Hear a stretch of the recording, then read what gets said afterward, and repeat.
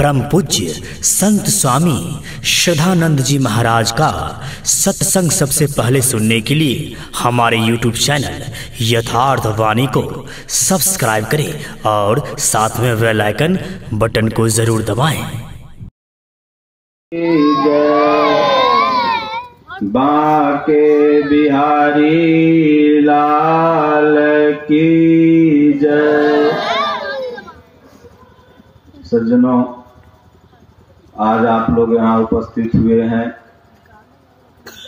ये जो भारती जी हैं, इनकी माता जी का पुण्यतिथि है।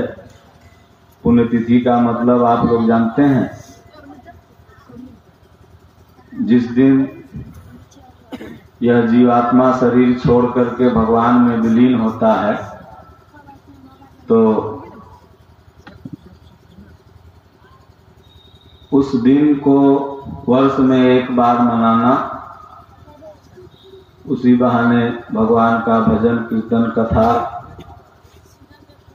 प्रयोजन ये सब होता है, तो उसी को पुण्यतिथि कहते हैं। उस पुण्य आत्मा के लिए उस तिथि के दिन आदमी थोड़ा सा शोक संतप्त होता है कि वह पुण्य आत्मा जहाँ भी रहे शांति पूर्वक रहे। तो 13 जनवरी को इनकी माता जी का देहांत हुआ था। हम भी आए थे। भंडारा बहुत लंबा चौड़ा हुआ था, बहुत आदमी खाया था।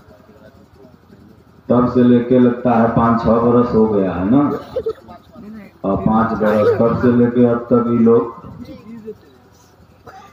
धार्मिक कार्यक्रम करते रहते हैं। वैसे तो बेचारे पूरे एरिया में शिक्षा का गंगा बहाए हुए हैं।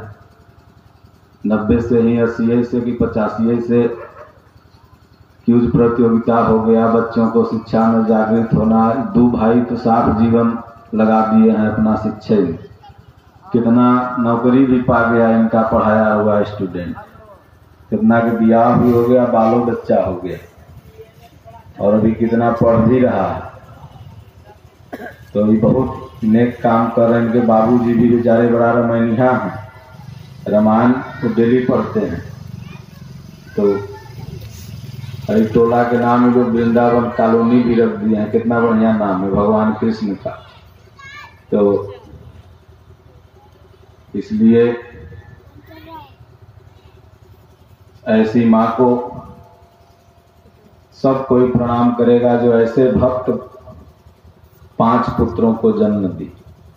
मानस में गोस्वामी तुलसीदास जी ने लिखा है कि धन्यवती जुबती जग सोई, रघुपति भगत जासु सुत होई। न तरु बाँझ भली बाँधि बियानी, राम विमुख सुत ते हित जानी। वह माता वह पिता धन्य है जिसका पुत्र धर्मात्मा हो जाए। और पुत्र धर्मात्मा तब होगा जब माता पिता भी धर्मात्मा होंगे। इसलिए कहा गया कि बाढ़ई पूत पिता के धर में, खेती उपजे अपने कर में। माता पिता के धर्म से जो पुत्र होते हैं ना, तो धर्मात्मा होते हैं।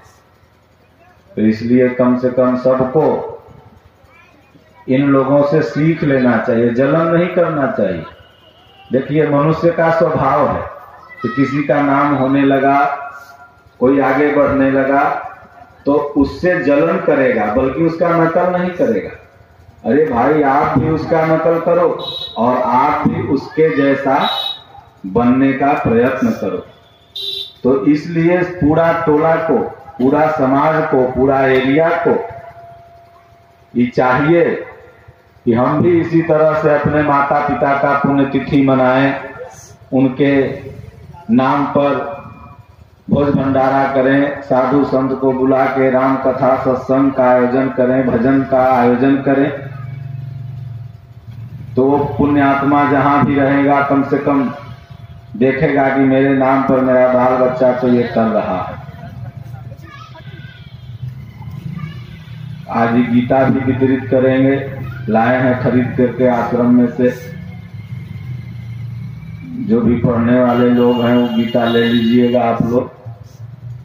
तो आइए सबसे पहले हम लोग कीर्तन करें, उसके बाद फिर कुछ सत्संग सुना देंगे, क्योंकि साधु महात्मा जहाँ जाते हैं कुछ न कुछ भगवान की कथा अगर नहीं हुई तो फिर उनका जाना व्यर्थ हो गया। तो आप लोग पीछे पीछे बोलिएगा जो हम बोलेंगे तेजी तेजी। ओम जय सिया राम, जय जय सिया राम, जय सिया राम, जय जय। ओम जय सिया राम, जय जय सिया राम। ओम जय सिया राम, जय जय सिया। सब लोग बोलो। ओम जय सिया राम, जय जय सिया राम। ओम जय सिया राम, जय जय सिया राम। बड़े भाग्य मानुष तन पावा। माइक दे दो मास्टर साहब को, पीछे से बोलेंगे। बड़े भाग्य मानुष तन पावा,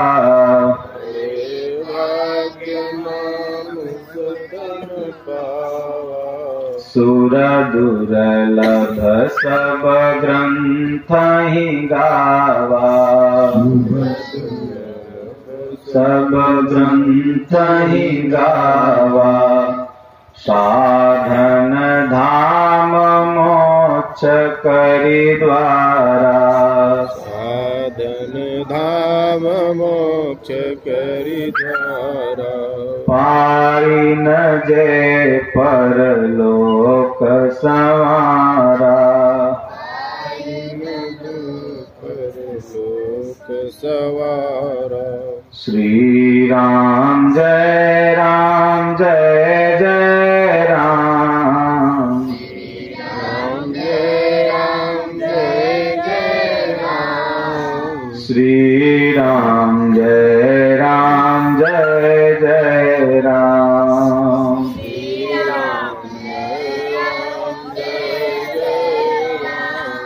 राम कथा सुंदर करतारी।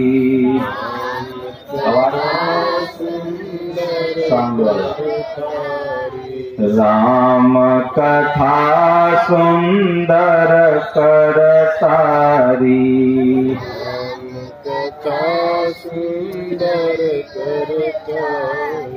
संशय विहग उड़ामनिहारी।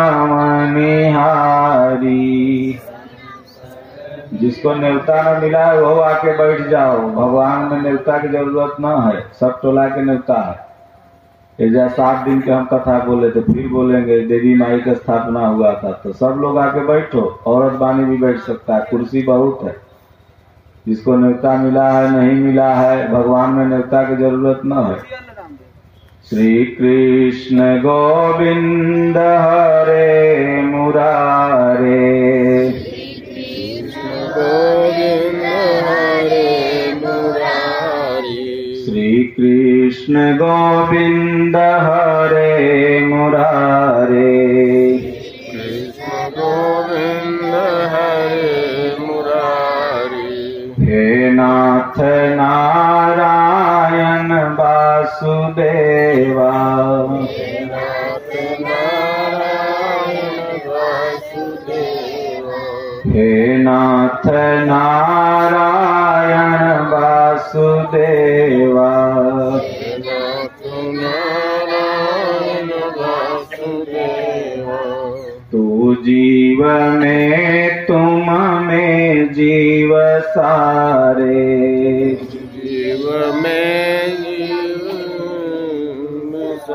तू जीव में तुम में जीव सारे।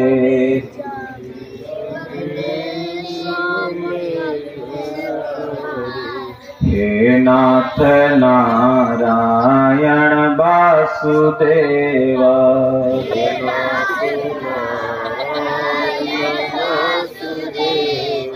चक्र गदा शंख लेके पधारे, के पधारे। हे नाथ नारायण वासुदेवा,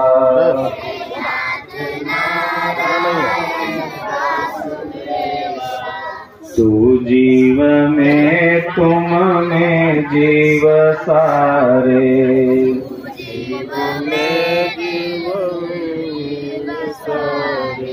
हे नाथ नारायण वासुदेवा,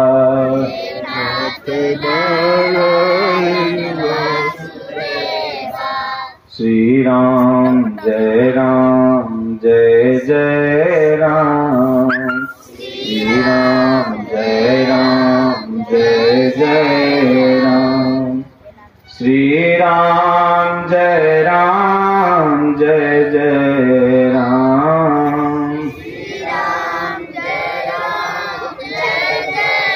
सब लोग बोलो, जैसे कंप्यूटर चालू करे से पहले उसको रिफ्रेश मारते हो ना, इधर रिफ्रेश मार रहे हैं तू लोग को, जब पूरा रिफ्रेश हो जाओगे तब सत्संग सुनाएंगे। श्री राम जय जय राम,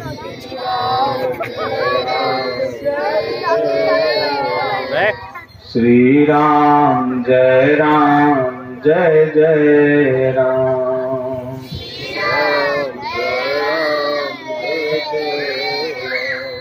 जग में सुंदर हैं दो नाम,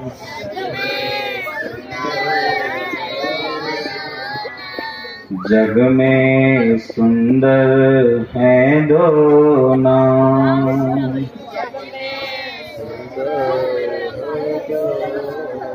ओम कहो चाहे तुम राम,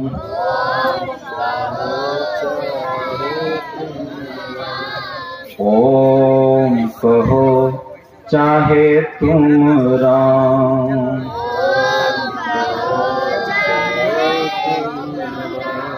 जग में सुंदर है ये नाम,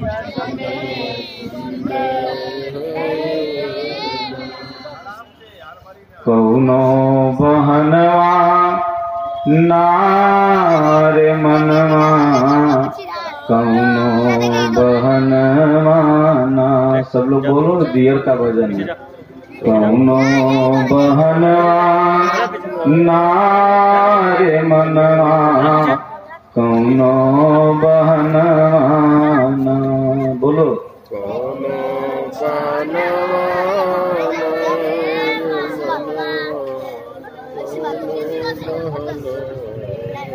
करिला राम नाम सुमिरनवा हो मनवा, कौनो बहनवा ना। राम नाम सुमिरनवा हो मनवा, कौनो बहनवा। करिला राम नाम सुमिरनवा रे मनवा, कौनो बहनवा ना। करिला राम नाम सुमिरनवा हो मनवा, कौनो बहनवा ना। राम के नाम दुअरिया पे लिखी दो, राम के नाम दुअरिया पे लिखी दो, लक्ष्मण के नाम अंगनवा। राम के नाम दुअरिया पे लिखी दो, लक्ष्मण के नाम अंगनवा। सीता राम के कोठरी में लिखी दो, सीता नाम के कोठरी में लिखी दो, नित उठी होई दर्शनवा रे मनवा, कौनो बहनवाना नित उठी होई दर्शनवा रे मनवा कौनो बहनवाना करिला राम नाम सुमिरनवा रे मनवा कौनो बहनवाना। जब चौथापन आ जाए, चाहे जवानी रहे चाहे बुढ़ापा रहे, किसी बहाने राम नाम जप लो। चाहे बहाना कोई हो, लेकिन भगवान का नाम तो सुख ही प्रदान करता है। क्योंकि ये जो मनुष्य शरीर मिला है ना, 4 दिन की चांदनी है। जिस घर में रहते हो, जब मरोगे तो 3 बार उसको धोएगा। एक तो वो गंगा जल से, बोरिंग वाला पानी से नहीं। एक बार धोई जहिया मरोगे तहिया, एक बार फिर धोई जहिया बाल केस मुड़ाई तहिया, एक बार धोवाई जहिया पीपर में पानी पड़ी तहिया। इतने में खेला खत्म हो जाएगा। इसलिए हमारे को चेला राम अनुग्रह न राम थे, वो जियत है, कहाँ है वो? दिखाई नहीं पड़ रहा इधर। रजाई ओढ़ के ले आओ उनको, रजाई ओढ़ के आओ। तो खेला खत्म हो जाता है। इसलिए किसी बहाने से सुबह शाम हमारे महापुरुषों ने कहा कि 10 मिनट गोड़ हाथ धो लो और उसके बाद लाइट न जला, उसके बाद बैठ जाओ। जो भी भगवान दिए हैं, चौकी दिए हैं चौकी, जमीन दिए हैं जमीन, दियर में रहो दियर में, तड़ानी में रहो तड़ानी में, जहाँ रहो 10 मिनट बैठ के राम राम राम राम राम जपो। यह सिला धन है।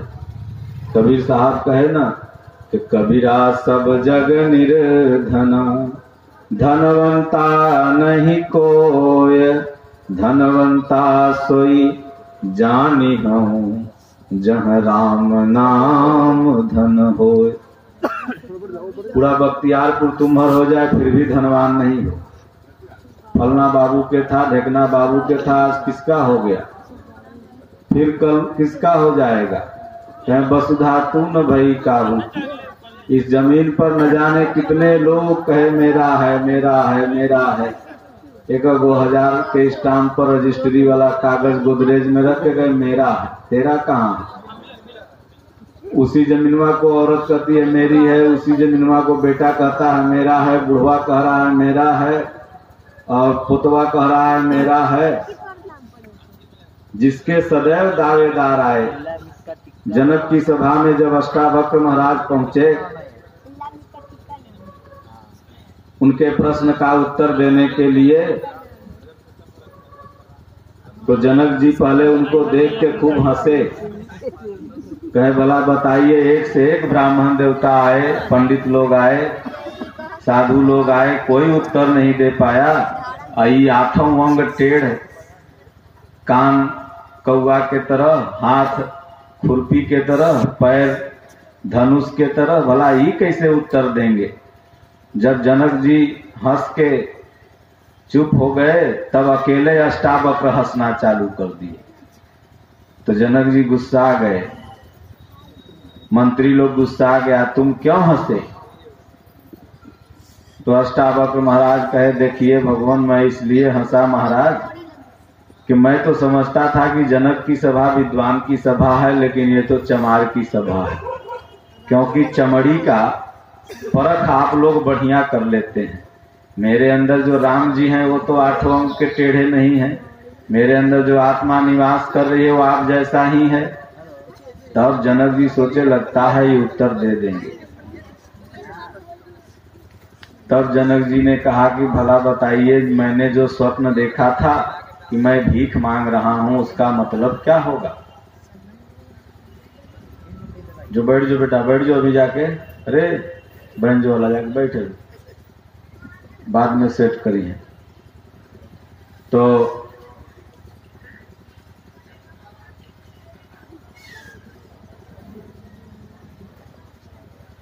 आप उत्तर दें। अष्टावक्र ने कहा पहले आप दान दें, जब कुछ आप हमें दान देंगे तभी मैं आपको उत्तर दूंगा। तो जनक जी ने कहा भगवान जो चाहे आप ले लें, जो मांग लें। ये आपको 10,000 सोने से मढ़ी हुई गाय हम लोग दे देते हैं। अष्टावक्र महाराज ने कहा कि नहीं, ये हमें नहीं चाहिए, ये तुम्हारा है ही नहीं, तुम कोई अपनी चीज दो। तो बोले कि महाराज मैं आधा राजपाट आपको दे देता हूं, ये ले लीजिए। बोले ये भी तुम्हारा नहीं है, इसके पहले किसका था? बोले हमारे बाबू के। बोले उसके पहले? बोले हमारे बब्बा के। बोले उसके पहले? तो बोले हमारे दद्दा के। तो बोले तेरा कहाँ है? कुछ तुम अपना मुझे दान दो। तब उन्होंने कहा कि भगवान मेरा क्या है, आप ही बता दें। तो अष्टावक्र महाराज ने कहा तुम अपना मन मुझे दान दे दो, मन ही केवल तेरा है। तो अष्टावक्र महाराज जब ऐसा कहे तो जनक जी सोचे सस्ता सौदा हो गया, बहुत सस्ते में काम निपट गया। न धन देना पड़ा, न राज्य देना पड़ा, न गाय देनी पड़ी, केवल मैं दिया तो क्या दिया? मन दे दिया फ्री का। लेकिन वास्तव में मन आपका जहां होता है वही शरीर भी होती है। अभी अगर आपका मन पटना चला जाए तो आप भले यहाँ बैठे रहेंगे, लेकिन आप पटना में हैं, यहाँ नहीं है, क्योंकि हमारे अंदर 3 शरीर है। प्रत्येक व्यक्ति के अंदर 3 शरीर का निवास है। कौन कौन? तो पहला शरीर है स्थूल, जो दिख रहा है, सबको दिख रहा है, ये फलना सिंह है, ये ढेकना सिंह है। और उसी शरीर के अंदर एक और शरीर है जिसको सूक्ष्म शरीर कहते हैं, जो दिख नहीं रहा है लेकिन है उसी के अंदर, वहीं उड़ जाता है। जब इस शरीर से आत्मा निकलती है तो क्या निकलता है? आई, आंख यहीं रहता है, नोज यहीं रहता है, ये पैर यहीं रहता है, हाथ यहीं रहता है, उड़ क्या जाता है? यही सूक्ष्म शरीर जो है निकल जाती है। तो आप कहेंगे महाराज तीसरा शरीर क्या है? तो तीसरा शरीर है कारण, जिसको ईश्वर कहा गया, परमात्मा कहा गया, वह कारण है। उसी कारण शरीर पर ये सूक्ष्म और स्थूल दोनों चलते हैं। तो इसलिए 3 शरीर हमारे अंदर निवास कर रहा है। तो मन जब उन्होंने दान दे दिया तो अष्टावक्र महाराज मन लेके उनका चले गए। अब जहां जहां मन जाए तहां तहां पीछे पीछे राजा जनक जा। जब चले गए एकांत जंगल में जाके बैठ गए, दोनों आदमी 2 घंटा ध्यान किए। उसके बाद उनका मन जब लौटाया अष्टावक्र ने जनक जी को, तब उन्होंने कहा देखो जो तुमने स्वप्न देखा कि मैं भीख मांग रहा हूं वह भी गलत है, और जो तुम ये राजपाठ कर रहे हो यह भी गलत है। सही जो अभी 1 घंटा हमारे साथ बैठ के किया ना, यही है जो तुमने ध्यान धरा, भगवान का नाम जपा, सत्संग किया, सुमिरन किया, चिंतन किया। भला बताओ अगर ये दुनिया वाले मेरे हैं तो मेरे साथ कौन कौन मरेगा? कोई नहीं। अभी मैं मर जाऊं तो कोई छुएगा नहीं, कि ठंडा में नहाना पड़ेगा, सदुआ कर ले जाओ कहीं बिग बाग दो उधर। सोचो अभी तो गोड़ छू रहे थे और अभी क्यों नहीं छू रहे हो? क्या निकल गया इसमें से? भगवान। इसलिए मेरा यहाँ और आपका यहाँ कोई नहीं है। अकेले आए हो और अकेले जाओगे। ये तो कर्जा है, कोई किसी का बेटा बन गया, कोई किसी की पत्नी बन गई, कोई किसी का पति बन गया, किसी जन्म का कर्जा है, वह कर्जा सधा रहे हो। इसलिए यहाँ पर नेह नहीं लगाना है।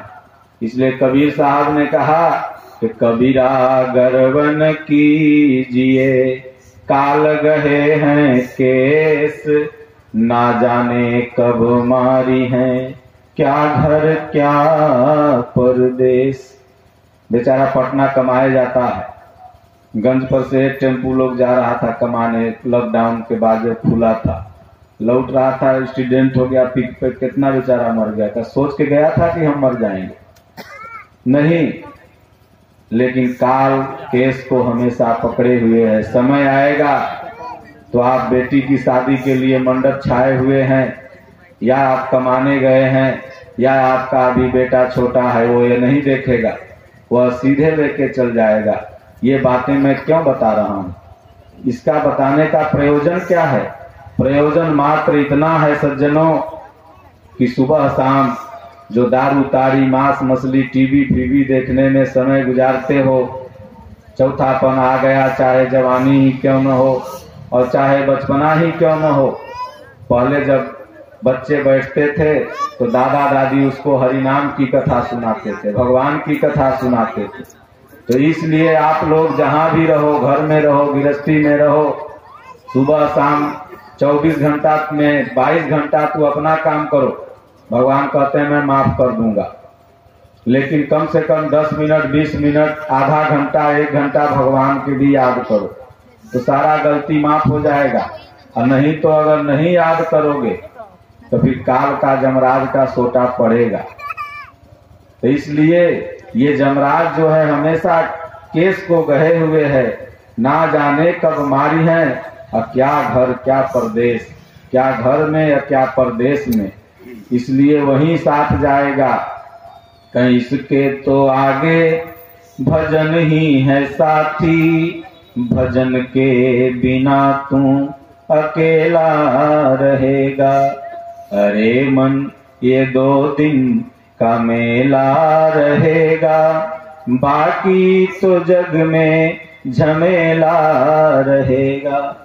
तो बहुत लोग कहते हैं कि महाराज जी मैं लेटवा बुताना दे, लाइट बुता। महाराज जी मैं तो बहुत पापी हूँ, क्या मैं भजन कर सकता हूँ? मैं बुढ़ापा आ गया, क्या मैं भजन कर सकता हूँ? देखिए भगवान श्री कृष्ण की गीता है ये, इसमें भगवान ताल ठोक के कह दिए कि पापी नहीं अर्जुन, पापी का सरदार क्यों नहीं। भगवान कहते हैं हे अर्जुन, अपि चेत सुदुराचारो भजते माम अनन्य भाग, साधुरेव शमंतव्यः सम्यक व्यवसितो ही सह। हे अर्जुन, दुराचारी नहीं, दुराचारी का सरदार क्यों न हो, अगर वह सब कुछ त्याग करके मेरी शरण में आ गया तो मैं उसे निश्चित ही निसंदेह पूर्वक साधु बना देता हूँ, अर्थात उसका उद्धार कर देता हूँ। इसलिए उसी गीता भागवत गीता में भगवत गीता में भगवान ने कहा कि सर्वधर्मान परित्यज्य मामेकं शरणं व्रज, अहम त्वाम सर्व पापेभ्यो मोक्षयिष्यामि मा शुचः। हे अर्जुन, सारे धर्मों की चिंता छोड़, ये धर्म वो धर्म, इन पखेड़ों में मत पड़, केवल भगवान श्री कृष्ण की शरण अपना लो, मैं तुम्हें संपूर्ण पापों से मुक्त कर दूंगा। ऐसा भगवान ताल ठोक के कह रहे हैं। भगवान स्वयं कहते हैं कि जानते हो अर्जुन मेरा अवतार क्यों हुआ है? अर्जुन ने कहा नहीं प्रभु। तो भगवान ने गीता में कहा कि यदा यदा हि धर्मस्य ग्लानि भवति भारतः अभ्युत्थानम् अधर्मस्य तदात्मानं सृजाम्यहम् परित्राणाय साधूनां विनाशाय च दुष्कृतां धर्म संस्थापनार्थाय संभवामि युगे युगे। पापियों के नाश और धर्म की स्थापना के लिए मैं प्रत्येक युग में आता हूँ और आकर के अपने भक्तों की, अपने निज जनों की रक्षा करता हूँ। एक बार पितामह भीष्म ने प्रतिज्ञा कर लिया महाभारत के युद्ध में। प्रतिज्ञा क्या किया जानते हैं? उन्होंने किया कि कल या तो अर्जुन रहेगा या तो मैं, कल या तो अर्जुन रहेगा या तो मैं रहूंगा। कौरव पक्ष में तो खुशी की लहर दौड़ गई। शकुनी कहा लो काम तो बन गया, अर्जुन पितामह पर बाण चलाएगा नहीं और पितामह कभी झूठी प्रतिज्ञा करते नहीं। अब तुम महाभारत युद्ध जीत गए, जाओ जाओ विजय की तैयारी करो, विजय महोत्सव मनाओ। भगवान श्री कृष्ण ने जब यह प्रतिज्ञा सुनी तो पितामह भीष्म के मरने के कारण तलाशने लगे कि बुढ़वा मरेगा कैसे। तो भगवान थे, अंतर्यामी थे, तो सब जान रहे थे। उन्होंने कहा, स्वयं भगवान कृष्ण उनके दरबार में गए। युधिष्ठिर, नकुल, सहदेव सब लोगों ने पितामह भीष्म को प्रणाम किया। अर्जुन केवल नहीं गया था। पितामह भीष्म ने सबको विजय श्री का आशीर्वाद दिया। तो भगवान श्री कृष्ण ने कहा, हे पितामह, जब ये लोग प्रणाम करते हैं तो आप आशीर्वाद विजय श्री का देते हैं, लेकिन आप विजय होने दीजिएगा तब तो। आप कल अर्जुन को मारने की प्रतिज्ञा कर बैठे हैं।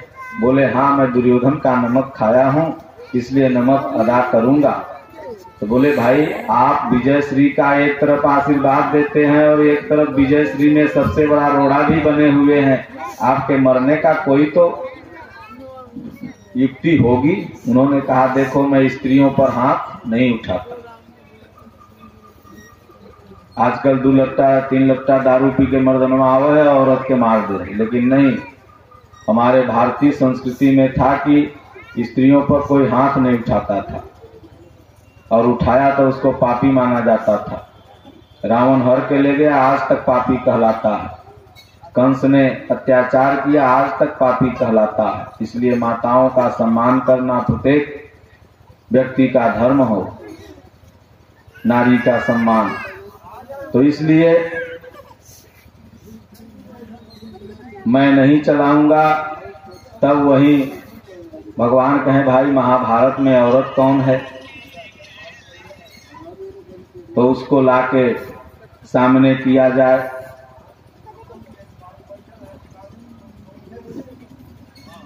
और इधर अर्जुन खर्राटा ले रहा था, खूब सो रहा था। भगवान ने सारा प्रबंध कर दिया, शिखंडी को तैयार भी कर लिया, क्योंकि वो अगला जन्म का औरत था। शादी ब्याह नहीं हुआ था और पितामह भीष्म से मन ही मने वो द्वेष किया था, क्योंकि इन्हीं के चलते नहीं हुआ था। और तपस्या भी जाके किया और भोलेनाथ से वरदान मांगा। भोलेनाथ से कहा कि एक ये बुढ़वा जो है ना भीष्म, इसके मौत का कारण मैं बनूं। भोलेनाथ ने कहा, एवं मस्तु। तो इधर जब अर्जुन के पंडाल ऐसा लगा हुआ था, पंडाल में आए भगवान, तो देखे अर्जुन सो रहा है, खूब खर्राटा की नींद ले रहा है, जैसे नींद वाली गोली खाए। भगवान श्री कृष्ण जगाए, बोले, अर्जुन उठो उठो। आंख मीचते हुए उठा। भगवान ने कहा, अरे तुम सो रहे हो? पितामह भीष्म की प्रतिज्ञा क्या तुमने नहीं सुनी? अर्जुन ने कहा, भगवान सुनी तो थी। तो बोले, तुम सो रहे हो? अगर आज किसी को कोई फोन पर कर दे कि तुमको मारूंगा, तो बेचारा इतना बेचैन हो जाएगा कि 10 ठो सनहा ले जाके 10 ठो थाना में दे देगा। लेकिन अर्जुन को स्वयं पितामह भीष्म ने मारने की प्रतिज्ञा ली थी कि कल या तो अर्जुन या तो मैं। लेकिन अर्जुन निश्चिंत सो रहा था। भगवान ने कहा, क्यों सो रहे हो? तुम्हारे सोने का कारण? बोले, हे प्रभु, जब आप जिसके रक्षक हैं तो भला उसको कौन मार सकता है? इसलिए मैं अपनी नींद क्यों खराब करूं? मैं तो जान रहा हूं कि आप मेरी रक्षा कर रहे हैं, तो मैं अपनी नींद क्यों खराब करूं? सुबेरे तो हमको बाण चलाना है, तो सोए रहेंगे तो बाण चलाएंगे ना। ड्राइवर लोग कहता है, हमारे पाड़े बाबा कहते हैं कि भाई सोए रहेंगे तो महाराज गाड़ी बढ़िया से चलाएंगे। तो अर्जुन कहा कि भाई सोए रहेंगे तो कम से कम बाण धनुष बढ़िया से चलाएंगे। प्रभु, आप जिसके रक्षक हों, भला उसको कौन मार सकता है? तो जाके रथ पर केसव ताकर कौन आदेशो। इसलिए रक्षक आप बनाओ भगवान को। ये दुनिया वाले तो आपका मौका देख रहे हैं कि कौन केस में इसको फंसा दें, 302 में फंसा दें कि 407 में फंसा दें, और नहीं कुछ मिलेगा तो एक बोतल दारू धर के फंसा देगा। समझ गए ना? तो इसलिए दुनिया वाले मौका ढूंढ रहे हैं फंसाने के लिए। इसलिए दुनिया वालों पर विश्वास नहीं करो। विश्वास किस पे करो? नारायण पर करो, भगवान पर करो। तो जब भगवान पर विश्वास हो जाएगा तो कहें, बालन बाका कर सके जो जग बैरी होय, अजा को राखे साइया मार सके ना कोय। फिर भगवान रक्षक हो जाएंगे, कोई नहीं मार सकता। इसलिए जो पुण्यतिथि वगैरह का आयोजन होता है तो इसमें सत्संग हो। अब कितना लोग बर्थडे मनाता है, बच्चा का जन्मदिन मनाता है तो 2 किलो खसी, 5 किलो मुर्गा, पता नहीं दारू ताड़ी क्या क्या ला के खिलाता है। तो भला बताओ, तुम जन्मदिन मना रहे हो कि अपने घर में मुर्गा काट के खिला रहे हो? आप लोग घाट पर जाते हैं ना, कोई मरता है तो, और जब घाट पर से आते हैं तो आपके घर की जो भी गृहिणी होती है, वो पत्नी हो चाहे पतोह हो, दुआरिये पर आपको एगो गोलकी देगी खाने के लिए, देती है ना सबको, और या तो लौंग देगी कि भाई आप लोग वहां से आए हैं शमशान गृह से, इसको खाइए, मुर्दा जला के आए हैं।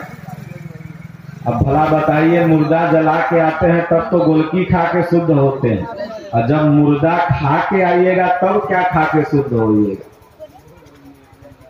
तो इसलिए भगवान का भजन करिए, और जन्मदिन हो और चाहे पुण्यतिथि हो और चाहे शादी ब्याह हो और चाहे लड़के सब सरस्वती पूजा, दुर्गा पूजा, तमाम छठ पूजा जो भी करते हैं तो उसमें भगवान का ही बाजा बजना चाहिए, गाना भी भगवान का ही बजना चाहिए।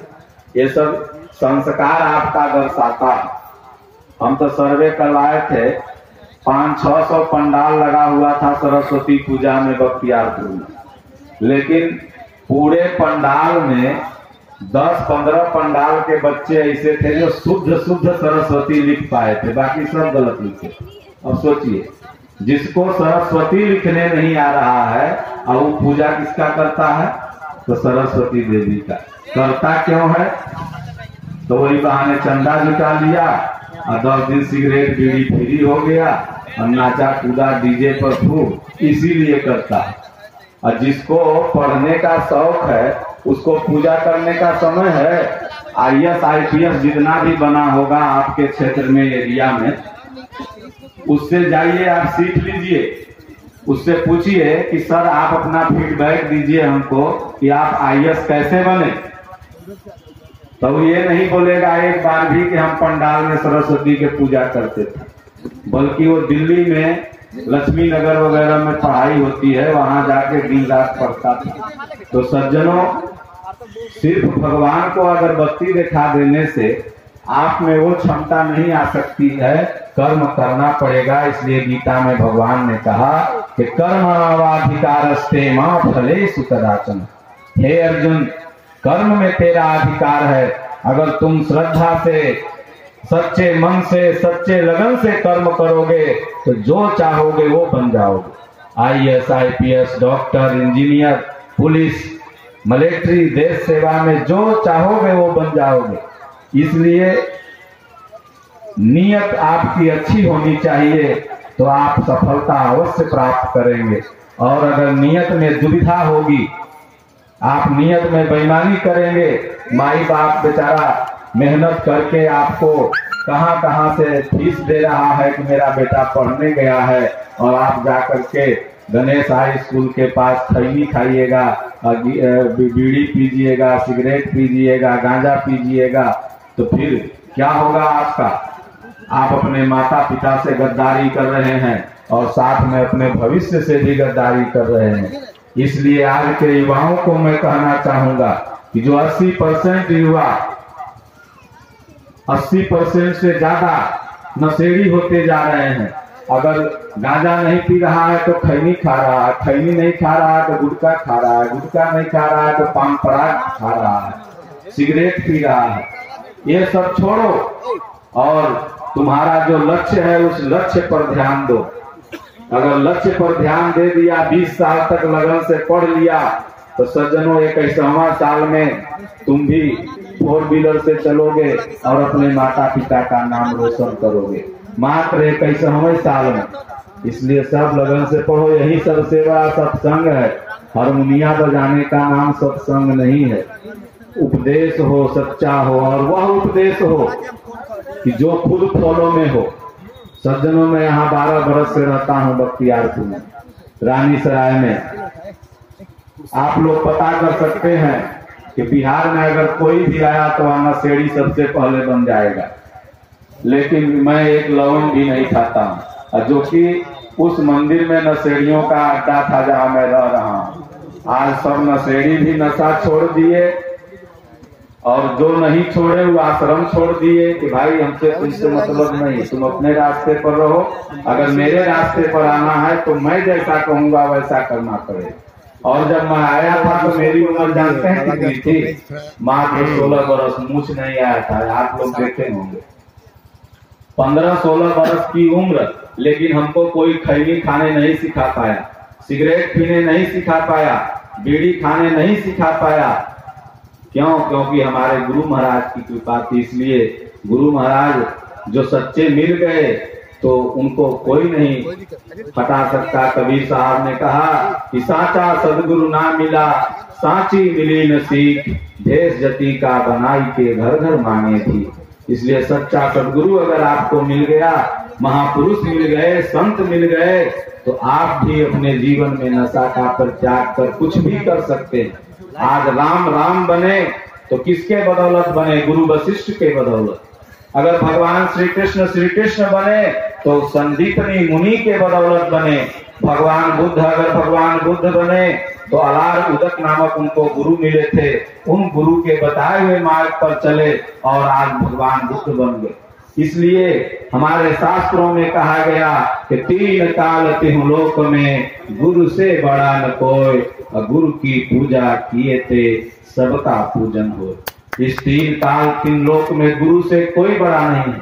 अगर आपको शिक्षक है, शिक्षा दे रहा है, वह आपका गुरु है। प्रथम गुरु कौन है? माता पिता। द्वितीय गुरु कौन है? शिक्षक वृंद और समाज। और तृतीय गुरु कौन है? आपके कुल गुरु, जो आपके यहाँ पूजा पाठ पंडित लोग कराने आते हैं, वो है। और चतुर्थ गुरु कौन है? सदगुरु है। इसलिए अर्जुन को कितने गुरु थे जानते हैं? सर्वप्रथम तो उसने पितामह भीष्म को ही और अपने माता पिता को गुरु बनाया। उसके बाद अर्जुन ने किसको गुरु बनाया? कृपाचार्य को बनाया, उनके कुल गुरु थे। फिर अर्जुन ने किसको गुरु बनाया? तो द्रोणाचार्य को, जो धनुष विद्या सिखाए। और फिर अर्जुन ने किसको गुरु बनाया? वंदे कृष्णम जगत गुरु। स्वयं भगवान श्री कृष्ण जो जगत के गुरु हैं, जिन्होंने आल वर्ल्ड की सबसे प्राचीन फिलॉसफी, मानव मात्र का धर्मशास्त्र श्रीमद् भगवत गीता का उपदेश दिया, जिसको अमेरिका की यूनिवर्सिटी में पढ़ाया जाता है और भारत की यूनिवर्सिटी में अगर पढ़ाया जाए तो कहेंगे सेकुलर है। यह गीता सेकुलर नहीं है। गीता क्या है? मानव मात्र का धर्मशास्त्र है। हमारे गुरु महाराज ने कहा गीता में कहीं हिंदू शब्द नहीं आया है, गीता में मुसलमान शब्द कहीं नहीं आया है, और गीता में ईसाई शब्द कहीं नहीं आया है। गीता में क्या आया है? मानव। भगवान ने कहा ममैव वांसो जीव लोके जीव भूतः सनातन। हे अर्जुन, सब मेरे वंशज हैं, सब मानव हैं। तो मानव माने क्या हिंदू होता है? मानव माने क्या ईसाई होता है? मानव माने क्या मुसलमान होता है?